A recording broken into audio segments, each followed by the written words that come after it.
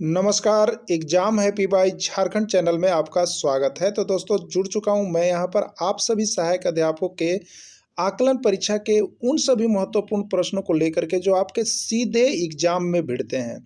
तो हम यहां पर आपके लिए सभी राज्यों के महत्वपूर्ण प्रश्नों को लेकर के आते रहते हैं, जिससे कि आप हर राज्य के प्रश्न को देख लीजिए कि किस तरह से यहां पर प्रश्न पूछे जा रहे हैं आपके आकलन परीक्षा में। तो चाहे वो रीजनिंग का हो, चाहे वो मैथ्स का हो, चाहे वो पर्यावरण अध्ययन का हो, राजनीति शास्त्र का हो, भूगोल का, सभी को लेके आ रहे हैं।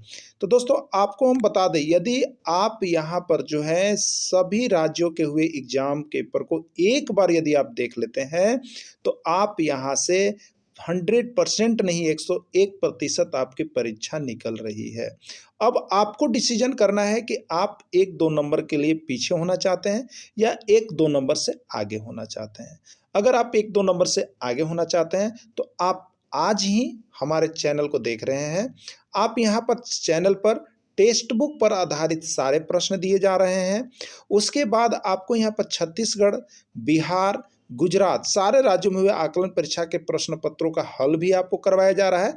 तो यहाँ पर हमारा यूट्यूब टीम ने एक ऑफर, मेगा ऑफर लॉन्च किया है, जिसमें आप सभी को यह बताया गया है कि 501 रुपये वाली कोर्सेज अब जो है आपको यहाँ पर 15 तारीख तक 351 रुपये देने के बाद आप हमारे साथ जुड़ सकते हैं। तो आप अभी फ़ोन नंबर कीजिए और तुरंत जुड़ जाइए, क्योंकि यहाँ पर जुड़ने के बाद आपको 101% सफलता मिल रही है और सारे राज्यों के हल प्रश्न पत्र भी मिल रहे हैं। तो चलिए देखते हैं। स्त्रीलिंग रूप है, महोदय का स्त्रीलिंग रूप है महोदय, महोदयी, महोदया या सभी, क्या होगा? ये बिहार टेट का पूछा हुआ प्रश्न है। तो महोदय का स्त्रीलिंग रूप जो होगा वो आपका हो जाएगा यहाँ पर महोदया। क्या हो जाएगा?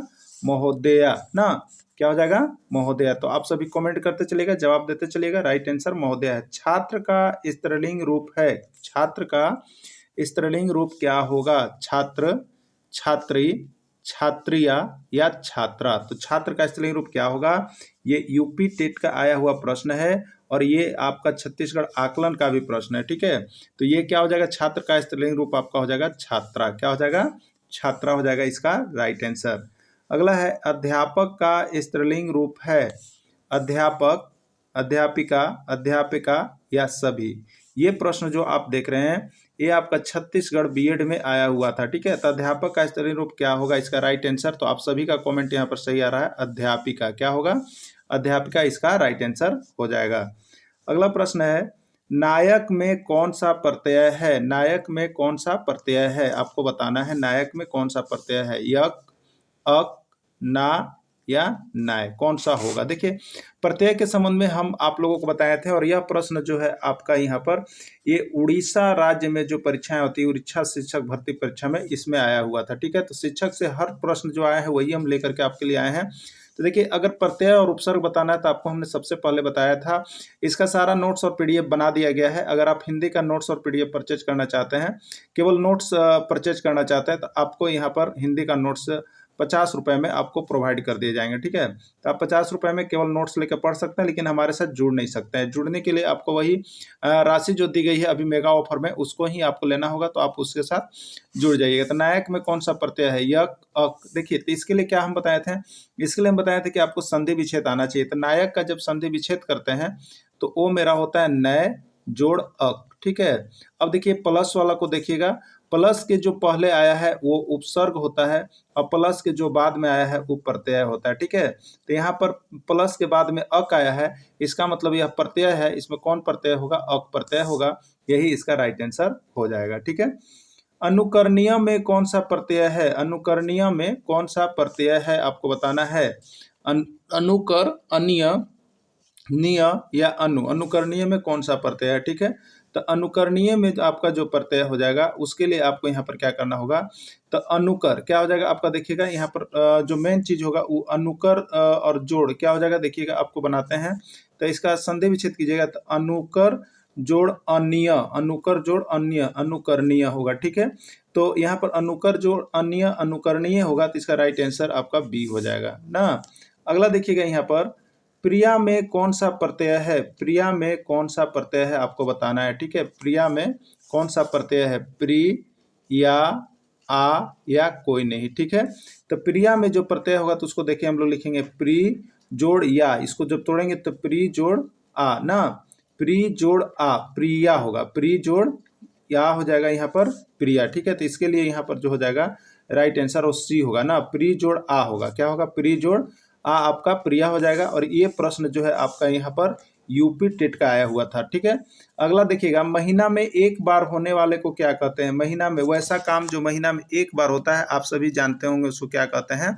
तो यहाँ पर महीना में एक बार होने वाले को अगर आप करते हैं तो उसको वार्षिक कहते हैं, अर्धवार्षिक कहते हैं, दैनिक कहते हैं या मासिक। तो देखिए, महीना में एक बार होने वाला को मासिक कहेंगे, और दिन प्रतिदिन होने वाला को, डेली होने वाला को दैनिक कहेंगे, और 6 महीना पर यानी आधे साल पर होने वाले को अर्धवार्षिक कहेंगे, और साल भर में होने वाले को वार्षिक कहते हैं। तो हमारे यहाँ वार्षिक परीक्षा यानी साल भर में एक बार आयोजित होती है, अर्धवार्षिक परीक्षा जो 6 महीने पर आयोजित होती है, और दिन दिन जो हम लोग क्लास जाते हैं तो दैनिक हाजिरी बनता है, और मासिक महीना में एक बार होने वाले को कहते हैं। ठीक है, चलिए अगला प्रश्न है, जो बहुत बोलता है उसको क्या बोलते हैं? जो बहुत बोलता है उसको क्या कहते हैं? मितभाषी, वाचाल, बोल शोक या कोई नहीं। ठीक है, जो बहुत बोलता है उसको हम लोग कहते हैं, देखिए कभी कभी आप सुने होंगे कि बहुत लोग कहते हैं ये एकदम वाचाल है, कहाँ क्या बोल देगा ना बोल देगा पत्ते न चलता है, एकरा क्या बोलेगा, समझ गए? तो वाचाल ओकरा कहते हैं। क्या कहते हैं? वाचाल के नाम से जाना जाता है। 100 वर्षों का समय को क्या कहते हैं? 100 वर्ष का समय को क्या कहते हैं? बिहार टेट क्या उनमें बिहार टेट में पूछा गया था, और आपका बिहार आकलन में भी पूछा गया था। 100 वर्ष का समय क्या होता है? वार्षिक, अर्धवार्षिक, शताब्दी या यहाँ पर क्या कहेंगे? मासिक। ठीक है, तो 100 वर्षों के वार्षिक किसको कहते हैं? वर्ष में एक बार। अर्धवार्षिक किसको कहते हैं? 6 महीना। और मासिक किसको कहते हैं? महीने में होने वाले को। तो शताब्दी वर्ष यानी सेंचुरी, शताब्दी यानी सेंचुरी यानी 100 वर्षों का। तो 100 वर्षों में एक बार होने वाले को हम लोग क्या कहते हैं? शताब्दी के नाम से जानते हैं। ठीक है, अगला, गगनचुंबी में कौन सा समास है? तत्पुरुष समास, कर्मधारय समास, द्विगु समास या बहुब्रीहि समास। देखिए, समास का नोट्स हम पूरा अच्छी तरह से आपको इस कदर बता दिए हैं कि समास से कोई भी प्रश्न आएगा तो जिंदगी में आप कभी छोड़बे न कीजिएगा। तो आप सभी नोट्स लेकर जुड़ जाइए और जरूर पढ़ लीजिएगा, क्योंकि नोट्स नहीं जो ले रहे हैं ना उनके लिए यहाँ पर बहुत बड़ी समस्या बन जाएगी। इसलिए नोट्स आपको पढ़ना ही पड़ेगा। कितनी भी प्रैक्टिस सेट और कितनी भी आप यूट्यूब चैनल से पढ़ लीजिए, देख लीजिए, लेकिन वो यादगार नहीं होता। लेकिन नोट्स जो आप देखेंगे ना तो वो लाइफ टाइम आपको यादगार बनता है। ठीक है, इसलिए नोट्स जरूर परचेज करेंगे आप लोग। गगनचुंबी में कौन सा समास है? तत्पुरुष समास, कर्मधारय समास, द्विगु समास या बहुब्रीहि समास। तो देखिए, गगनचुंबी, सबसे पहले समास पहचानने के लिए आप इसको विग्रह कीजिए। ठीक है, तो गगनचुंबी का मतलब क्या होता है? तो हम लोग जानते हैं, गगन को चूमने वाला, गगन को जो चूमेगा ओकर नाम होगा गगनचुंबी। तो गगन को चूमने वाला को गगनचुंबी कहेंगे। ठीक है, यहाँ तो बात सही हो गया। अब देखिए यहाँ पर इसमें को क्या है? तो को जो है आपका कारक का चिन्ह है। को कौन सा चिन्ह है?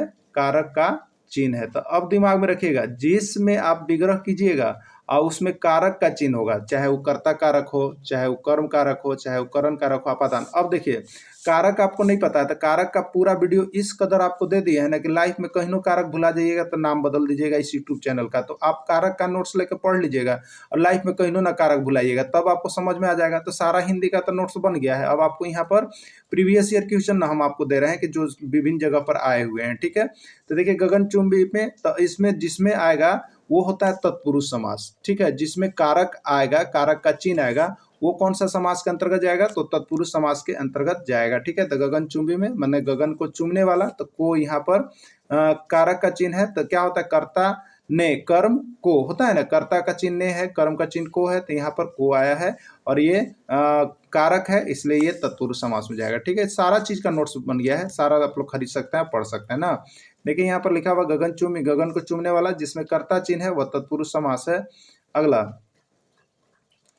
चौराहा में कौन सा समास है? चौराहा में कौन सा समास आपको बताना है। अब यही भाव समास, कर्मधारय समास, द्विगु समास या द्वंद्व समास। ठीक है, देखिए समास तो हम आपको बार बार दे रहे हैं, प्रैक्टिस करो। चौराहा, चौराहा का जब आप विग्रह कीजिएगा तो क्या होगा? चार राहों का समाहार, मतलब जहां पर 4 गो राह मिलता है उसको चौराहा कहते हैं। यही कहते हैं, जहां पर 4 गो राह मिलता है उसको क्या कहते हैं? चौराहा कहते हैं। यानी 4 राहों का समाहार को हम लोग चौराहा कहते हैं। ठीक है, अब देखिए यहाँ पर 4 राहों का समाहार, 4 ये क्या चीज है? तो 4 है आपका संख्यावाचक। क्या है? संख्यावाचक। तो जिसमें संख्यावाचक आएगा, तो इसमें संख्यावाचक वाला कौन है? तो देखिए, संख्यावाचक द्विव, द्विव माने होता है 2, तो ये भी संख्यावाचक है, और ये 4 ये भी संख्यावाचक। तो संख्यावाचक वाला जितना आएगा उसको द्विगु में डालिएगा। किस में डालिएगा? द्विगु में। लेकिन एक बात याद रहे, नोट में आप याद रख लीजिएगा। क्या याद रखिएगा? नोट में आपको याद रखना है कि संख्यावाचक के साथ अगर विशेष अर्थ निकल जाए, विशेष अर्थ निकल जाए तो उसको हम लोग डालते हैं यहाँ पर अव्ययी बहुब्रीहि समास में। ठीक है, किसमें डालते हैं? बहुब्रीहि समास में डालते हैं, तो उसको भी आपको ध्यान में रखना है। ठीक है, चलिए अगला देखिएगा आप यहाँ पर। अगला आपको यहाँ पर जो हो जाएगा वो प्रश्न आपका, तो यहाँ पर आप करते रहिएगा और देखते रहिएगा। तो अगले के लिए आपको जो है यहाँ पर देखिए, चौराहा तो हो गया है, क्या हो गया? चौराहा हो गया, चार राहों का संख्यावाचक। अब देखिएगा यहाँ पर कमल का समानार्थी शब्द है, कमल का समानार्थी शब्द क्या है आपको बताना है। ठीक है, कमल का समानार्थी शब्द क्या है आपको बताना है। नव, असुर, अरविंद या दैत्य। तो देखिए कमल का जो समानार्थी शब्द होता है या उसी को हम लोग पर्यायवाची शब्द भी कहते हैं, तो कमल को अरविंद के नाम से जाना जाता है। किस नाम से जाना जाता है? अरविंद के नाम से कमल को जाना जाता है। कमल का समानार्थी शब्द अरविंद हो जाएगा। ठीक है, क्या हो जाएगा? अरविंद हो जाएगा। चलिए अगला हम लोग यहाँ पर देखेंगे किरण का पर्यायवाची शब्द है रश्मि, चक्षु, लोचन या ईश्वर। क्या कहते हैं? किरण का पर्यायवाची शब्द। ये भी आपको बिहार टेट में आया हुआ प्रश्न है। तो किरण का पर्यायवाची शब्द जो होता है वो क्या होता है? तो चक्षु देखिए आँख के लिए होता है, लोचन भी आँख के लिए, ईश्वर भगवान के लिए, लेकिन रश्मि, रश्मि किसका नाम होता है? किरण का होता है। तो सारे का जब पर्यायवाची शब्द एक बार देख लीजिएगा ना, तो हिंदी से तो आपको हम बता रहे कि 18 में 18, और यहाँ से नोट्स यदि आप परचेज कीजिएगा तो 18 से 18 तो पक्का आपको आना ही आना है। इसलिए आप लोग नोट्स खरीद के पढ़ लीजिए अच्छा तरह से, क्योंकि यूट्यूब पर तो देख करके आपको नहीं हो पाएगा। कुत्ता का समानार्थी शब्द है वस्त्र, आकाश, काक या कुकुर। ठीक है, तो कुत्ता का पर्यायवाची शब्द वस्त्र जो होता है अंबर का हो गया, आकाश तो दूसरा चीज हो गया, काक का हुआ। अब यहाँ पर कुकुर, बहुत लोग आप लोग कहते हैं कुकुरवा को बुलाओ ना जी, तो कुकुर, तो कुकुर माने कुत्ता, कुकुर माने क्या होता है? कुत्ता। तो कुत्ता का समानार्थी यानी कुत्ते के समान अर्थ वाला को समानार्थी शब्द या पर्यायवाची शब्द कहते हैं, जो उसी के समान अर्थ दे रहा है। तो एक हो जाएगा कुकुर। क्या हो जाएगा?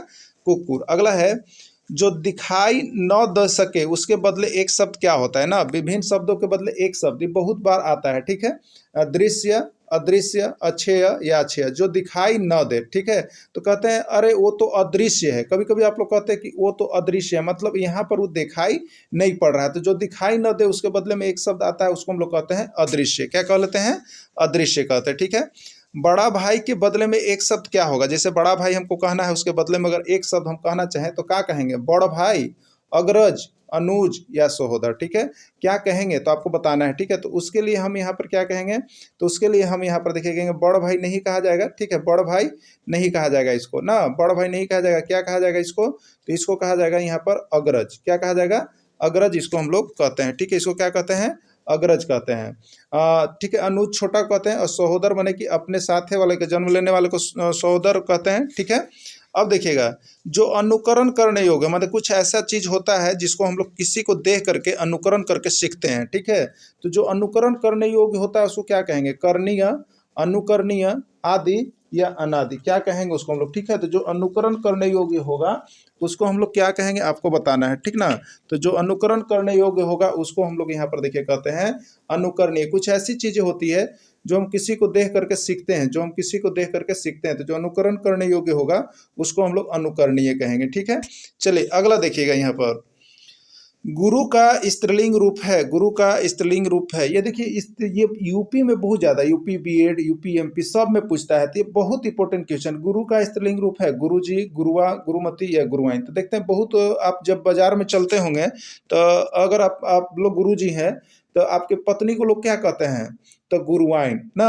अगर मास्टर है तो क्या कहते हैं? मास्टरनी जी कहते हैं ना। तो गुरु के पत्नी के यहाँ पर स्त्रीलिंग में अगर कोई बोलेगा तो गुरुआइन बोलेगा। क्या बोलेगा? गुरुआइन बोलेगा। ठीक है, कवि का स्त्रीलिंग रूप कौन है? कवि का स्त्रीलिंग रूप आपको बता रहे हैं। ये प्रश्न 1001 बार पूछा गया है ना। ये आप लोग एकदम अच्छी से देख लीजिएगा, एक स्टेट की नहीं बात बता रहे, ये सभी स्टेट में अभी तक ये प्रश्न टच कर दिया है, चाहे कौन चीज के एग्जाम ले रहा हो। ठीक है, तो कवि का स्त्रीलिंग रूप क्या होगा? कवित्री, कवित्री, कविनी या कवियाइन। ठीक है, तो कवि का स्त्रीलिंग जो रूप होता है वो होता है देखिए कवित्री। क्या होता है? कवित्री, य में हर्षी और त्री में दीर्घी, याद रखिएगा हर्षी दीर्घी होता है कवित्री। एकदम 1001 बार आया हुआ, शायद आपका भी आ जाए। युवक का स्त्रीलिंग रूप क्या है? युवक का स्त्रीलिंग रूप क्या होगा आपको बताना है। युवकाइन, युवकी, युवती या कोई नहीं। ठीक है, तो युवक का जो स्त्रीलिंग रूप होता है वो आपका होता है युवती। क्या होता है? युवक का स्त्रीलिंग रूप युवती होता है।